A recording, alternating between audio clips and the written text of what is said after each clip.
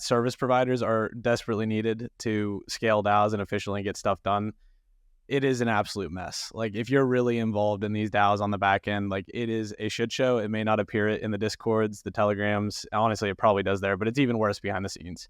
We really do think like professional service providers need to step in, help get things done. There's so many pain points.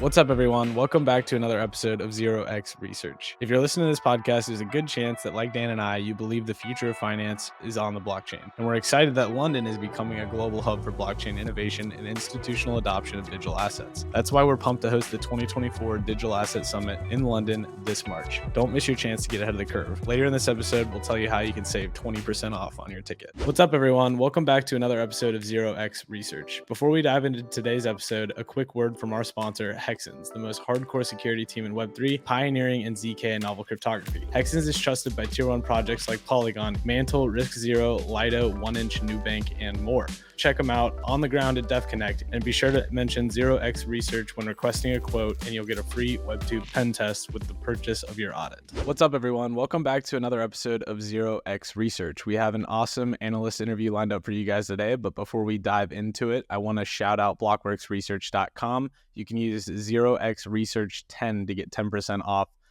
your quarterly or annual subscription. So be sure to check that out. We'll drop a link to the show note or in the show notes, so you guys can navigate to it that way. Today is November 3rd, and we are joined by Pibbles, Effort, and Ren. I should actually say I, because Dan was unable to make it. Analysts have lives too, so he decided to take a little vacation, much needed. But Pibbles, do you want to take over the movers and losers of the week? Yeah, I'll jump right into this. Top winners of the week, obviously Sol with the Breakpoint conference.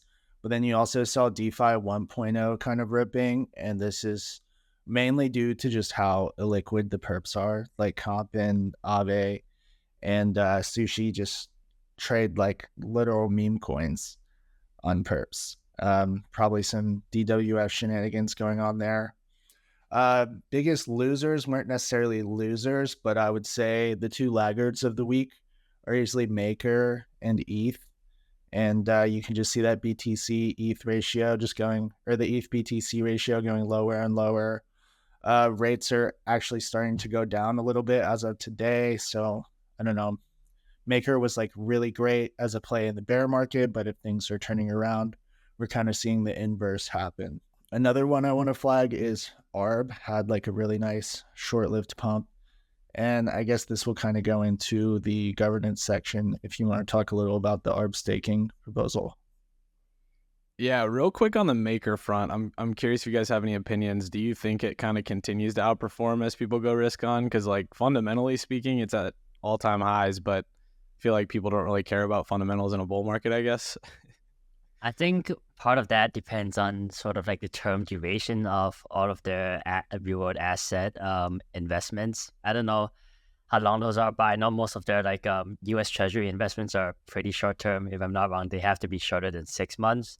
Whereas for their reward asset investments, perhaps those are like locked in for a longer period of time, say 2 to 3 years. So it's probably like less sensitive to interest rate changes, such as like the dovish pause that we saw earlier this week. But I think going to a bull market, I don't think rates come down that quickly. Like fundamentally, makers should still be making like a buttload of money. But yeah, it probably like underperforms like BTC, ETH, and say maybe Solana in the next bull, but it won't like underperform too much in my opinion. Yeah, I think the rolled asset narrative obviously kind of created like a fundamental floor, and you saw like what $500-$600 kept getting defended, and Maker really outperformed for most of Q1 and Q2. And I think Maker's pretty much like probably has the lowest correlation to the rest of the crypto market at large at this point, because of how grounded it is in the real world, like treasury yields. But I think it's probably going to underperform until you start seeing Spark protocol do its airdrop, and maybe you see other protocols that are building around like this Maker endgame.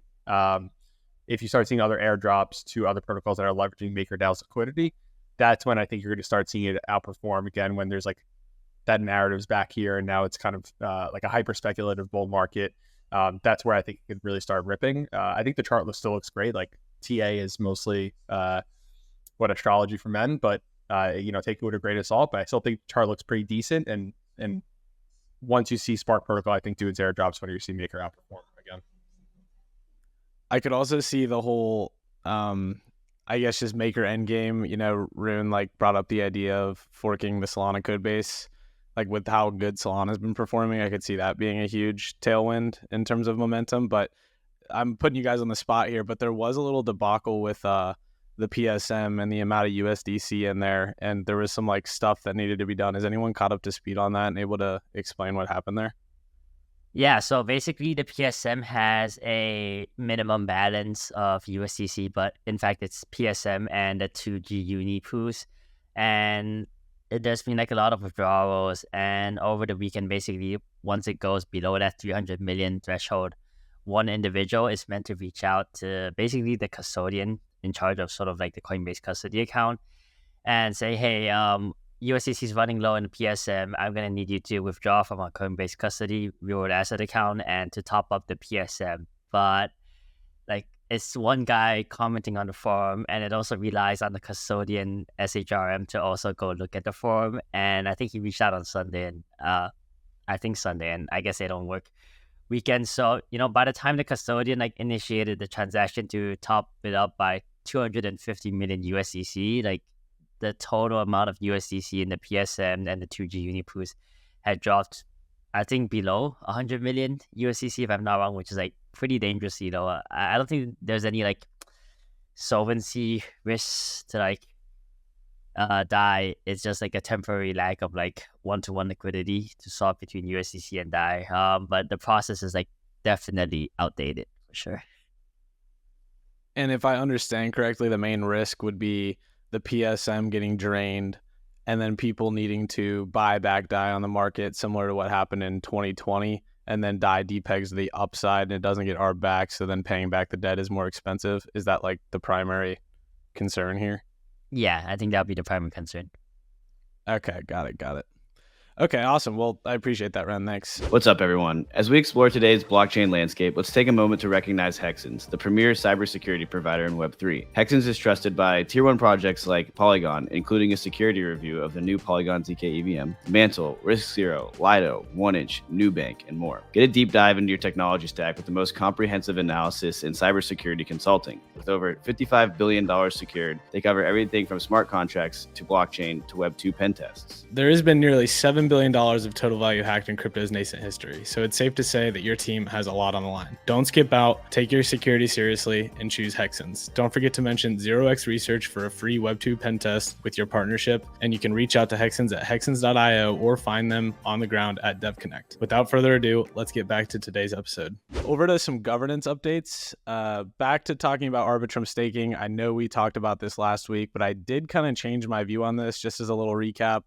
There is a proposal live to activate staking of ARB, and it would be anywhere from 100 to 175 million of incentives over the next 12 months for people who lock their tokens from anywhere from a couple weeks to a year, I believe it is. I was originally really against this, but at the same time, I thought about it. I don't think it's perfect, but at the same time, the ARB token needs utility. It'd be a nice supply sink for ARB at the same time that there's going to be some STIP inflation with the 50 million ARB allocation to the different protocols over the next 3 months.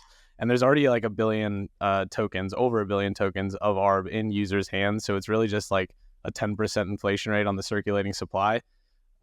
Effort. I know you and I were kind of originally on the side of, I feel like this is dumb, but I've kind of changed my view and I'm all right, it's not perfect, but I think it's a good interim solution for now. What do you guys think? Yeah, I think it makes things a lot more fair for public market participants in ARB. Because you have different funds who got in private rounds and obviously they're waiting for their cliff to end and then they can start investing. But in the meantime, the average public investor or airdrop recipient can sit there and get ahead of that curve a little bit. Not that it's super material or anything, but I like the notion. I think in conjunction with the STIPs that are being released, a good supply sink is always net bullish, I would say. Obviously, I know Kobe wrote this whole thread about how staking is not really staking if you're not really putting collateral at risk for anything. We had a whole internal debate about this as a group. But I think, it does create some artificial supply sink for ARB token for now. Obviously, I'm sure there's going to be an additional like real supply sink over time when it starts distributing some of the sequencer revenue to ARB stakers. So, I don't think it's like a material difference, but it's not a bad luck to again create a supply sink and also distribute additional ARB and give inflation's essentially a tax on non-stakers at this point. So it is a good way for retail holders that want to put up that capital to get additional like ownership in the protocol. Yep. Agreed. I think that vote too, it's Friday right now. So usually we record on Monday. So this will come out Wednesday. So that vote will have concluded. But right now, the option to fund it with 175 million ARB is winning, which is the highest allocation possible. But be sure to check Snapshot to stay up to date on that one. We can probably link to that in the description so you can find it easily. But on to the next one, we've got Ribbon to Avo token migration / rebrand, I guess. I'm not really sure exactly the mechanics, but essentially Ribbon rebranded to Avo and it needs a new governance token and it's supposed to launch no later than January 2024. So I think this is a good one to flag early on and to pay close attention to. Basically, 25% of revenue from the options vaults and the exchange will go to an insurance fund, and then the other 75% will go to covering operating expenses for the developers until $5 million has accrued each year. And then after that, it kind of has the same exact mechanism as Maker with the smart engine burn, so that it'll build up protocol and liquidity by buying Avo from the USDC pool, and then therefore reduce the circulating supply.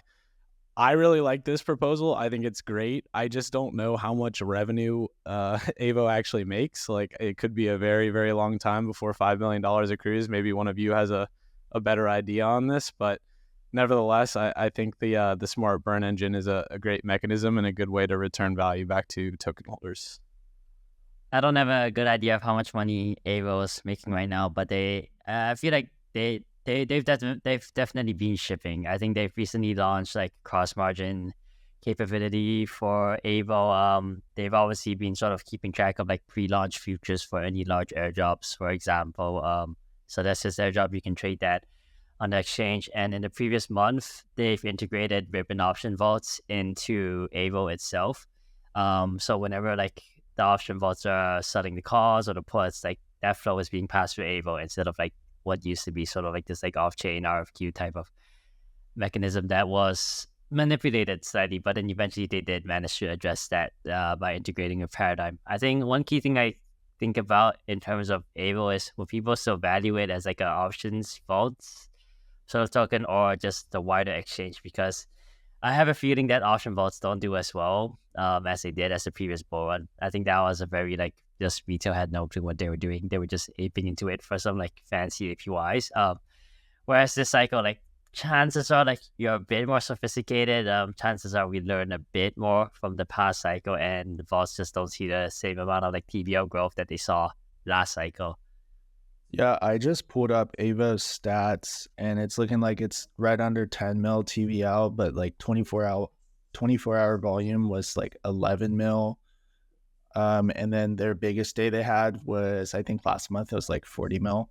But it looks like it's averaging like probably 8-9 mil 24-hour volume. And USD inflows are on the up and up. I mean, it's still an expensive ass token, in my opinion, for what it is, but like good for them for being ahead of the app specific roll up narrative. So just this is the first time I'm really hearing this proposal. I didn't really do a deep dive, so kind of off the cuff, but this is options vault revenue and their perps exchange revenue, right? Just to clarify. Yeah, that's right. So right now, just pulled up Token Terminal, shout out Token Terminal. They have pretty good data. So their annualized revenue right now is $330,000. So $5 million at current pace, you're not seeing $5 million for over a decade. Token holders will not wait that long. We're way too impatient of a population. But you'd have to imagine, I've seen a lot of good people talk highly of their perps exchange. Obviously, we're still in like the depths of the bear market, regardless of Bitcoin and Sol ripping. Like most crypto protocols aren't really seeing like all-time highs in terms of users and volume or what have you. I'd have to assume that revenue goes up staggeringly over the next cycle. maybe you see $5 million in revenue in year one, and then that flips on that fee switch to token holders and to buying back Ribbon or AVO token, and doing, leveraging POL to create like a deeper moat of liquidity for like a UniV3, UniV2 pool. So I like this proposal. Pretty bullish on the Ribbon team overall. The token is probably a little overvalued today, to your point, Spence, Pibbs, but I like this idea. I like taking the smart burn engine protocol like thesis that Maker's doing with their own token. Yeah, I'm with you. I'm for this proposal. Unfortunately, that value accrual doesn't sound like it's coming anytime soon, but we can keep a close eye on it nonetheless. On to another one. We got a Uniswap proposal from Du Wan Nam. Crazy name, but to delegate up to 12.5 million uni from the treasury to underrepresented delegates who have shown like to be very active in value add. Not a whole lot to say on this, honestly. I think this is a fantastic idea, and I'm surprised more protocols don't do this. Like, I feel like this is a great way of balancing delegation power amongst different people. It's cool, but like, when fee switch for delegates? When do delegates start to get paid for their contribution to the protocol? And it's not like it matters. Let's be honest, right? Like, Jesse Walden from Variate and a couple other whales will still decide ultimately what Uniswap governance does. It's mostly a farce today. Not to be pessimist, like, I think it's a great idea, but will it actually change anything with Uniswap governance? Probably not. You'll be a public good and you'll be happy with that for life. I'll take the opposite of that. I think the program to get active but underrepresented delegates to get more voting power, like, could be the start of like the turning stone of fixing uni governance. And Do with Stable Labs is like, he's really great, active in governance and a lot of things. So I'm excited to see this program kick off and see how we as a team can step in there and help out.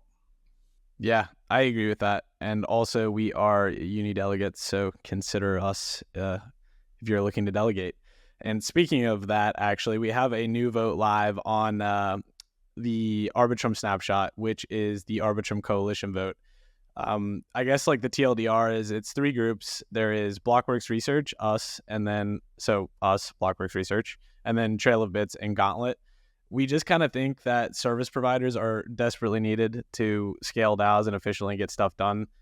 It is an absolute mess. Like, if you're really involved in these DAOs on the back end, like, it is a shit show. It may not appear in the Discords, the Telegrams. Honestly, it probably does there, but it's even worse behind the scenes.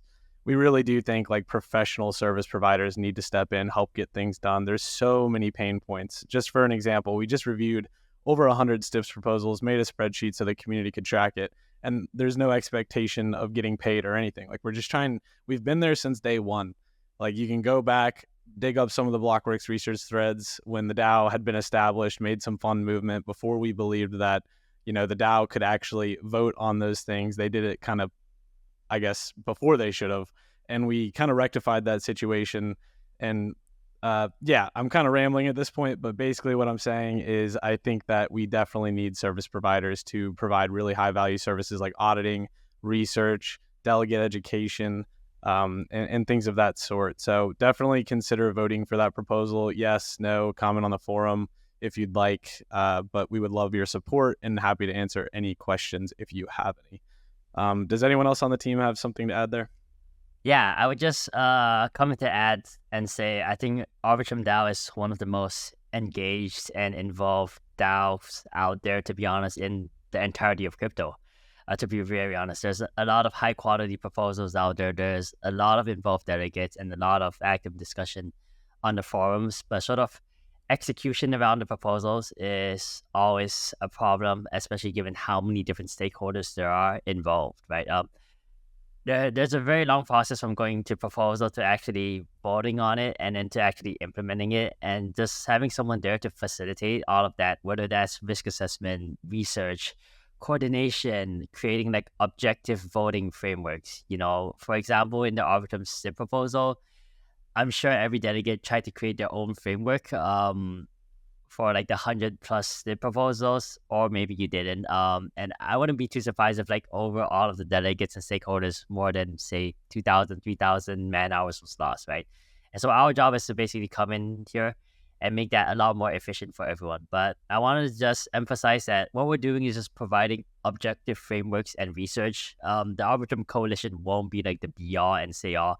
We're not suddenly going to become the voice of the DAO. We're just helping provide tools to basically speed up all of the governance process. But every delegate and every token holder will still be able to maintain their independent voting power and basically come to their own decisions independently of us. We are just providing frameworks so that you make a more informed decision that probably benefits the DAO more as a whole and results in a more effective allocation of resources in the long term.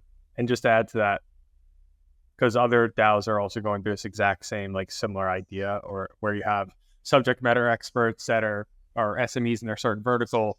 How do you onboard them? How do you actually make sure that they're working on behalf of the DAO? And people that are some people that are against this concept because they believe like DAOs are supposed to be like inherently decentralized. You shouldn't have professional centralized entities that are I don't want to say running the show, but kind of making decisions on behalf of the larger community. I think what's important is like this idea of optimistic governance. Let these SMEs do what they have to do. If you don't feel like as a DAO that your voice is being heard, you always have the option to remove and replace that service provider. As long as we don't cross that threshold, that like we're stopping the ability for the DAO as a whole to veto, remove, replace, pull funds, what have you, from a service provider. I think like this is what the future of DAO governance looks like, at least for the foreseeable future, until we get to a point where we have the tools, AI capabilities to actually like do true decentralized coordination and make effective decisions like capital allocation, what have you. We're just, fact of the matter is we're not there yet. And DAO, just like L2Z training wheels with centralized sequencers, I would argue DAOs need training wheels, which is like this decentralized group of like service providers that really work on behalf of the DAO. Yeah, you guys killed that. I definitely botched it in comparison to you guys, but I think that's very well said. And this is like a very fluid body. It's supposed to, aid the DAO, and we're going to learn so much through this experience that hopefully we can bring to other DAOs, and maybe other people can take this framework as well and apply it to their own DAO. So very excited to see what comes out of it and hoping it gets passed. So definitely be sure to vote for that one. But don't want to take up too much time on that. Let's head over to the hot seat, cool throne. Ren, do you want to kick it off? Yeah, sure. I got Coinbase in the hot seat this week. I wouldn't say it's like too much of a hot seat. It's probably like in between hot seat and cool throne. So Coinbase announced their Q3 earnings after market yesterday. It was pretty much average, like as expected. I don't think anything surprised anyone that much. Transaction revenue was down 12% quarter on quarter on the back of trading volume being down 17% quarter on quarter. So transaction revenue came in at $289 million. Institutional transaction revenue was down 18% quarter on quarter. Basically, everything like trading and volume related was down a decently significant amount. However, subscription and services revenue was down a lot less, right? There were a lot of things that were like relatively down. For example, interest income, blockchain rewards, custodial fee revenue. But one sort of outlier there was other subscription and service revenue was up 10% quarter on quarter. And that was driven by higher Coinbase One revenue. Coinbase One is sort of Coinbase's like sort of VIP subscription service. You get like lower trading fees. You get a bunch of like subscriptions. I think there's like a lifestyle product subscription mixed in there somewhere, and also growth in their prime financing product. And this is actually the first time in Coinbase's history that non-commission revenues have exceeded commission-based revenues, right? So obviously Coinbase is sort of milking its retail user base for whatever spread they're willing to pay. If I'm not wrong, it's something pretty ridiculous. It's like 1.5 percentage points, not basis points of today. So they're making a lot of transaction revenue of retail users, but that's not going to be the case forever, right? Stockbroker just had their moment where commissions went from say like $4.99 to a trade, on a trade to $0, and all it took was Robinhood to make that first move, and every single other stock brokerage followed suit. I think something similar happens to Coinbase sooner or later, or crypto as a whole, to be honest. So it's quite encouraging seeing that Coinbase is sort of solidifying or strengthening their subscription and services revenue. And I think they know that that's probably the path that they're going to have to take. And then there's a bunch of like other growth drivers too for Coinbase over the next few years. USDC, where they had their announcement that they sort of had like a new joint partnership with Circle earlier in August, I want to say. Obviously, they have their staking business, and now with Base, they're L2. I'll stop there, and I'll let other people sort of comment on how the earnings went. The main thing that stuck out to me was interest income being down. I know USDC market cap has been down only, but that was just surprising to me after the partnership with Circle. So I'd like to know more about that. Not saying you do off the top of your head, Ren, but I would be intrigued. And I also saw some people talking about on Twitter how they raised retail fees from like 1.5% to 2.5% effective for the next quarter and for the foreseeable future. So I think I have that right, but correct me if I'm wrong, but that was also surprising. But I think you should see an uptick in trading fee revenue, assuming flat volume. If that is the case, I mean, I don't think retail goes to Coinbase really caring about what fee they pay, to be quite honest. So I think it's a good move for now, a nice little Band-Aid. But yeah, I don't know. It's just funny. Everyone's talking about Coinbase now on crypto Twitter. You'd honestly think, based on the amount of open interest on call options, that all of crypto Twitter has the ability to pretty much buy all the shares of Coinbase if they were exercised. But yeah, nevertheless, Effort, I'm sure you've got some thoughts here. Yeah, I think I could be wrong about the swap fee or their effective fee on retail. So there's two different ways you can trade on Coinbase. There's Coinbase Advanced, and there's like the normal swap fee. I'm sorry, their normal like swap interface, like the retail trade option. So I think what happens is, like, if more users use Advanced Trade, which has like a lower fee take rate, that's where you see like that effective rate change. I don't think they actually increase their rates on customers. I could be wrong though, but I think it's just based on the mix of user, based on how they're swapping. The next thing I was going to say is, obviously I know a lot of people make fun of like adjusted EBITDA. Their overall, like their net loss was the lowest it's been over the past year plus. Their adjusted EBITDA was still positive for the quarter. And the fact of the matter is, like, we saw the lowest volatility in Q2 and Q3 that we've seen, throughout the, past 4 or 5-ish years in crypto. They barely had to really touch their cash on hand. They're in a really good spot. Like, if you believe that the next cycle is coming, if you think 2024, 2025 is going to be better than 2022 and 2023, I'd have to imagine that they turn like an actual profit in the upcoming cycle and not just like adjusted EBITDA. One thing I thought was also interesting to note is that they plan on increasing their marketing spend in Q4 compared to Q3 and Q2, and I believe Q1 as well. And I wonder if that's because they're trying to time the upcoming bull cycle by marketing more in Q4 and then potentially like the major run up of the next cycle starting in sometime Q1, Q2 of 2024. So I think they're in a good spot, unless the bottom falls out and we actually reach like a lower low, which I don't think is going to happen, knock on wood, who knows. But unless you see like complete lack of volatility over the foreseeable future, Coinbase is kind of operating in neutral territory right now. And there's only bullish catalyst, I think, on the horizon. You can argue that the custody fees could drop in the event of a Bitcoin spot ETF. That is very true, but I think custodial fees are like less than 10% of their overall revenue. And obviously, like, regulatory clarity, I think, is going to be bullish. I would love for them to potentially like become a bank of sorts, because they kind of are like a neobank. So there's ways that they can generate additional revenue through rehypothecation eventually, if we have the proper regulatory framework to do that. I think overall Coinbase is like the first real fintech company we've ever seen. They're building their entire back end based on these new financial rails. Other fintech companies like PayPal, Square, what have you, like, they aren't really fintech. They're really just nice GUIs slapped on top of like the old financial rails. If you're bullish crypto and bullish like this decentralized public like networks, like, I don't know how you aren't bullish Coinbase. It's my personal take. We'll see if it ends up playing out well. So far, it has played out well for me personally this year. I actually checked in on the perps volume as well the other day, just looking at past 24-hour volume, because that just launched like 2 weeks ago, and they had $2 billion in 24-hour volume. So, I mean, global that day was probably around 150 billion. So that's not that much.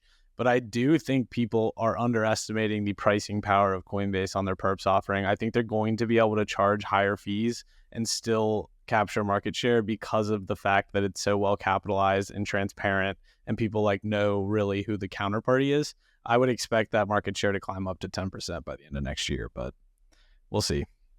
Yeah, I also chime in here to add that I think there's like 3 main growth drivers for Coinbase over the next few years. The first is international expansion. I think Binance has been completely getting pummeled over the past year, just getting shut down in sort of territory after territory.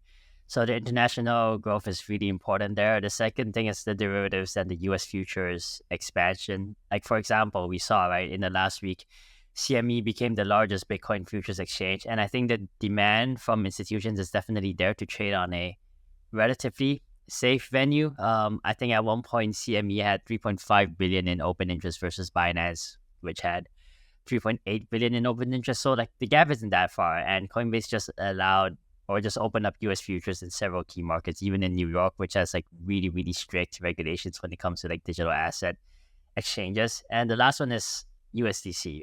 USDC supply has gone down even more in the past few weeks. I think just in the past month, it's gone down from like 26 billion to 24.5 billion. I don't know where the bottom is. I think the only saving grace for USDC is sort of institutional adoption in the sense of, for example, very Web2 or TradFi companies using USDC, for example, SAP using USDC for sort of like cross-border payments. I think that's probably going to be one of the larger growth drivers for USDC supply and sort of interest income there. But yeah, I think the narrative is the same. And it does feel like Coinbase is becoming a very consensus trade on CT. Yeah, we'll see how it pans out. I know our livelihoods depend on it.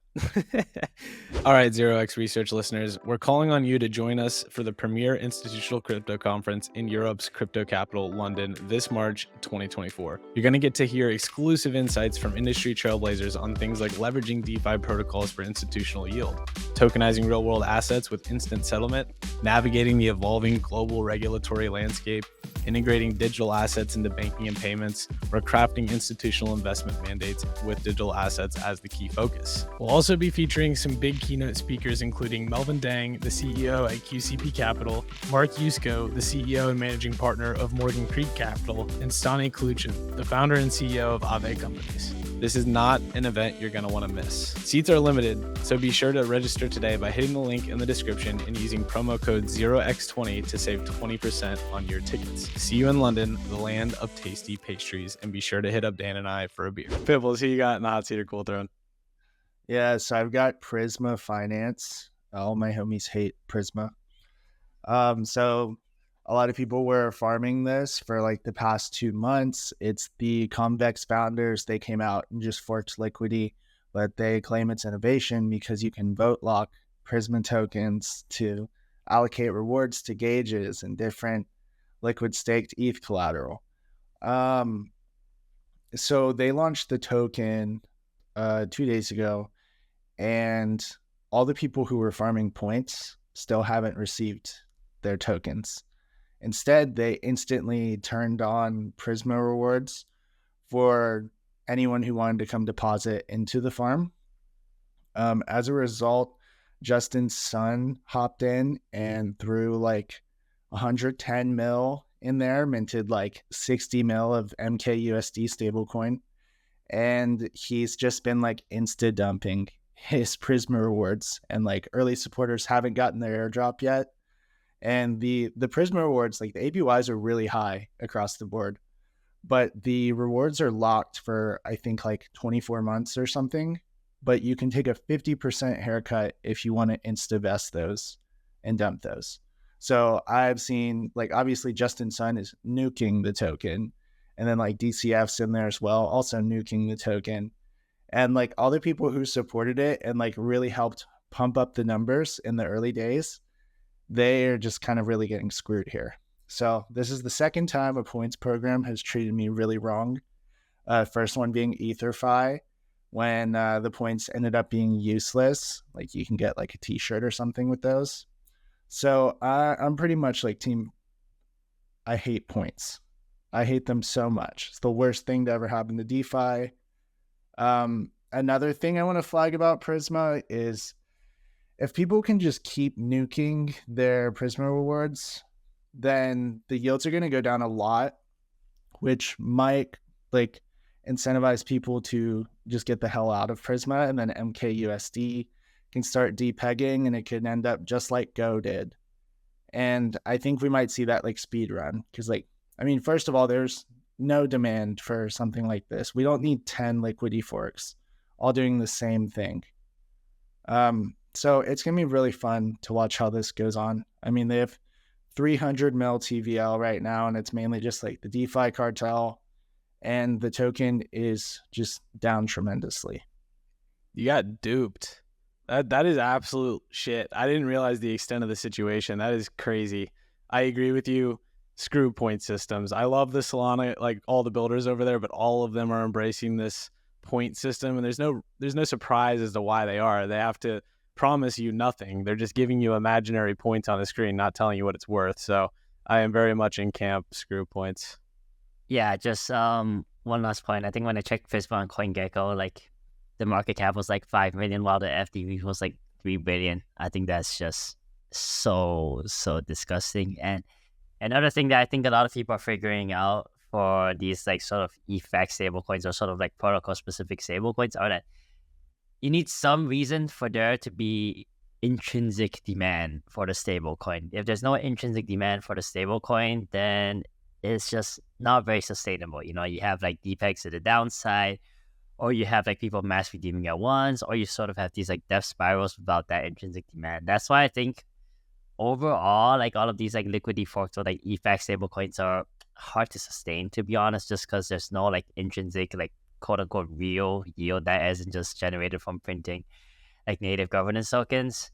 Or at least, for example, like Athena. I think that's one sort of effect stablecoin that will perform relatively well in terms of market cap growth, just because there's sort of like inherent yield being generated from both like the underlying staking of ETH, but also from like the short per position that they use to delta hedge, because that's like quote unquote real yield that's being generated from somewhere. Maybe it's not sustainable, maybe it's not scalable, but at least like the real is quote unquote real, if that makes sense. All good points. I agree. I mean, you need to have a reason to hold a stable coin. You're not just gonna buy it just to hold it for fun. Effort, who you got in the hot seat or cold throne? Yeah, we'll start off another hot seat. So I have Osmosis and like the overall Cosmos like stack on the hot seat today. A surprising company for me, I guess. So Osmosis went down. Down is probably not the right term, but pretty much got DDoSed twice this week. So Celestia's airdrop happened on Tuesday, probably the largest airdrop that's been anticipated for probably this entire cycle. I'd argue like Celestia is supposed to be like the next kingmaker and potentially compete with Ethereum in terms of like the data as a data availability solution. So it was like this big planned airdrop. They're leveraging the Cosmos stack to build Celestia. So it's supposed to be like a big win for the Cosmos ecosystem. People got airdropped from L2 ecosystems, obviously mainnet, obviously Cosmos users also got airdropped. So it was supposed to be like this really grand event that I thought was going to bring in a lot of trade volume for Osmosis, a lot of liquidity, what have you. A lot of like Ethereum users to come on and trade on Osmosis, because that's where TIA was initially going to be launching. And what ended up happening was because so much volume happened on Osmosis, it ended up like becoming unusable. So I got airdrop TIA. I tried to IBC it over to Osmosis to start trading or selling it or even providing liquidity within the first hour. That was my game plan. I wasn't able to. It took me over 2 hours to actually IBC my TIA over. By that time, it really wasn't worth it to LP, in my opinion. And I think just the amount of usage, and it wasn't even that much usage, like to call a spade, right? Like if you look at DeFi Llama, I think the day that TIA airdropped, Osmosis got more volume than Orca on Solana, but like wasn't a top 10 DEX by 24-hour volume, and Osmosis still went down. And to add insult to injury, in addition, like there was a random pump on Osmosis token on Binance and Coinbase. So Osmosis pumped like 100% on Coinbase and Binance yesterday, I believe, on Thursday, November 2nd. And there's about a 5-minute lag between the pump on the centralized exchanges and on Osmosis, its own DEX. And within that 5-minute period, I guess arbitrage bots tried to DDoS the network to try to close that arbitrage. It made Osmosis completely unusable. Arbitrage bots were bidding up Osmo to try to close the ARB, and nobody could sell. And I think because of correlation bots that are looking at the correlation between other Cosmos chains, because Osmosis was getting bid up to close the ARB, other assets like Mars token, Axelar, Sommelier were up like 20 to 25% chasing Osmosis, which went up like 35% on Osmosis DEX, even though it was up like 100% on Binance and Coinbase. And because of all these arbitrage bots, again, nobody could sell, nobody could transfer anything. The ecosystem, or I'm sorry, the DEX itself became completely unusable. And ultimately what this comes down to is like there's a fundamental issue with the P2P and the mempool layer with like how it pretty much becomes like a priority gas auction. Every single bot just throws, tries to DDoS the network to be first in line to close the ARP. And my understanding is that just last night, after 6 hours after all this went down, Osmosis created like a patch for validators to create like a mempool filter to filter out certain arbitrage bots and certain addresses that I think were causing a lot of these issues. But there's supposed to be like a network upgrade to include something called Block SDK, which kind of creates like swim lanes within the mempool. So you can actually start to like partition out like top of block auctions versus bottom of block auctions, etc. But long story short, like this was supposed to be a really big week for Osmosis and the wider Cosmos ecosystem. We kind of fell flat on our face. The wider ecosystem has been talking about for a while how like IBC's gotten better and overall abstraction of this multi-chain network, how Osmosis and the wider Cosmos SDK was like ready for big time. And Osmosis couldn't even get above like 10 TPS and it was just completely like unusable. So unfortunately, this kind of fell on our face here. Wasn't a good look. Devs are working to fix this. I'm even hearing of a rumor that there's an upcoming new client for Comet BFT, which is the consensus mechanism that's built on top of Cosmos SDK, or the Cosmos SDK is built on top of.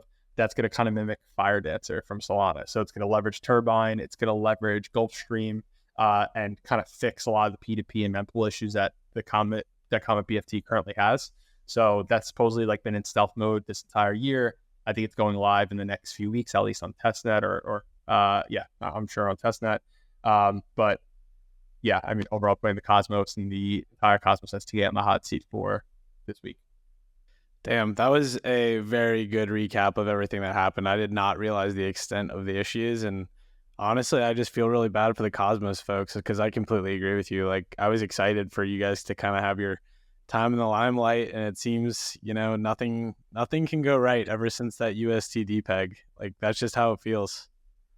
Funny story, there's actually a rumor going on right now, like internally in the Cosmos like chats, that this exact mempool issue is what led to the UST peg. That somebody purposely pulled the liquidity from Curve. I think, correct me if I'm wrong, right? Somebody pulled liquidity from Curve and like the 4 pool. And then, I guess one of the UST main pools on Curve. And then that's really when you start seeing UST peg. And typically you're supposed to try to,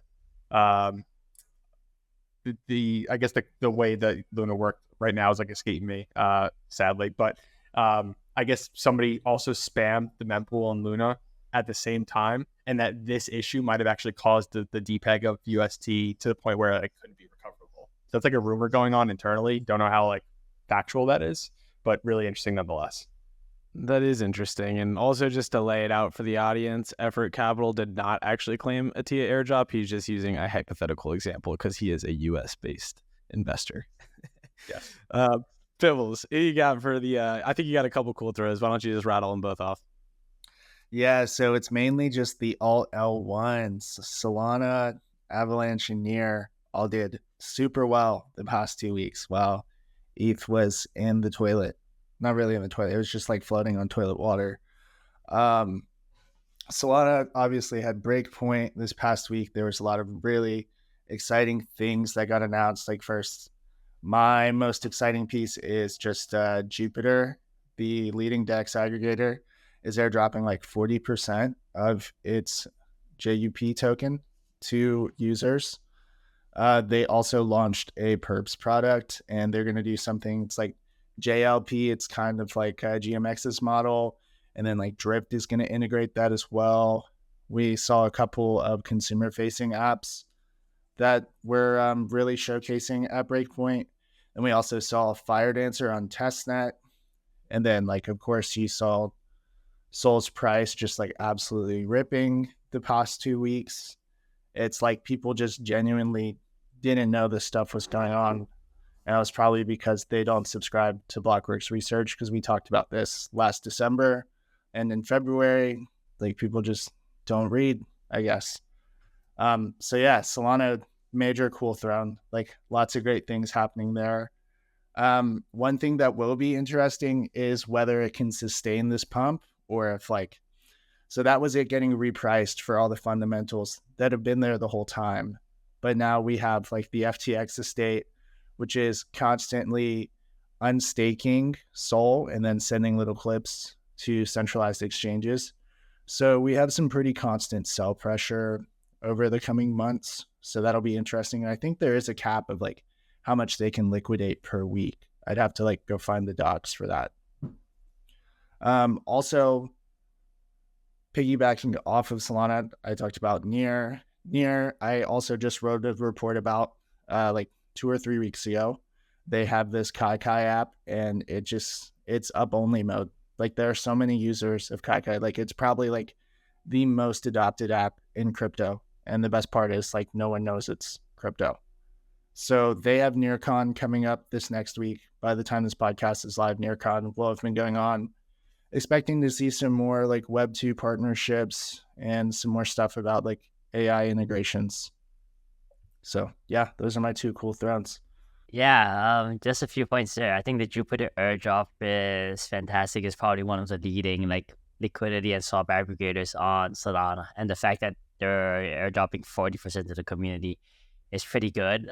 That's in comparison to, for example, Celestia, who airdropped 6%, and PIF, who also airdropped 6%. But however, I do want to emphasize that I don't think there's anything wrong with PIF and Celestia airdropping 6% to the community, or specifically just the degens. Their target audience that will basically help them win in the long term isn't the degens. It's probably more so infrastructure developers, modular blockchain devs, dApps themselves, blockchain ecosystems. So they really shouldn't be trying to target degens with airdrop anyway, as that's not their core user base. So I just wanted to put that out there. And another thing that Jupiter is doing is they're launching SUSD, which is this leverage, so staking back stablecoin.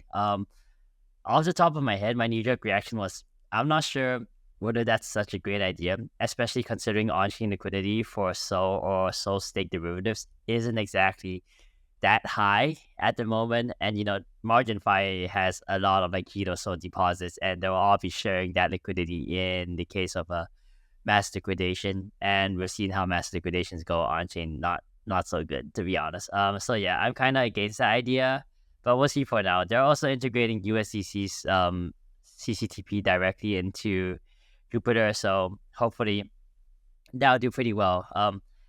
Another thing on Near, I do think Kaikai is a pretty good app, especially in Asia. Asian people love their shopping rewards apps. They go absolutely crazy over them, and I wouldn't be surprised to see that growth continue to sustain in the coming months or years. One other thing I would add on the Sol front is the backpack exchange. I gotta shout out my lassies, the Mad Lads. They're definitely doing some interesting stuff in terms of an NFT project. They have the the backpack and the X NFTs and stuff like that. So I think that's going to be interesting to watch play out. And I'm very biased based on my bags, but that's one of the few NFTs that I didn't sell for pennies on the dollar. So I'm holding that one into the bull run and hoping for the best. Yeah, just one more thing on the Fire Dancer. I think the full Fire Dancer client is coming out in H2 2024, and there's sort of a earlier, smaller, probably not as performant version of that coming out in H1 2024. But numbers that have been leaked or that were announced at Breakpoint were 1 million TPS. I would think a lot of people saw that number and went holy shit, but I think Anatoly clarified that isn't what it will look like in performance. That was in an isolated environment and didn't take into account the whole end-to-end network stack. But it does feel like Fire Dancer will be a significant transaction throughput, a significant increase in transaction throughput for Solana, and could potentially enable a new variety of use cases. Yeah, I'm interested to see how the Fire Dancer stuff actually influences projects that are live today, like Jito Soul, with their client that tries to extract some MEV. It's are they going to have to switch? I don't know how that's actually going to look, but might cause some problems for some protocols that might be worth paying attention to. But I think that's a good place to end it. If you guys can't tell, we're a little bit low energy. It's a Friday. Mondays is usually when we're full on energy, and Friday is the low energy day. So everyone have a great weekend on this call, I guess, because people will be listening to this on a Wednesday. But nonetheless, thanks for coming on, guys. Hey, everyone. Thanks so much for tuning into today's episode. We hope you really enjoyed it. Wanted to take one more moment to remind you guys about our upcoming 2024 Digital Asset Summit in London this March. Seats are limited, so be sure to hit the link in the description and use promo code 0x20 to save 20% off on your ticket. We'll see you in London. Be sure to hit us up if you plan on attending.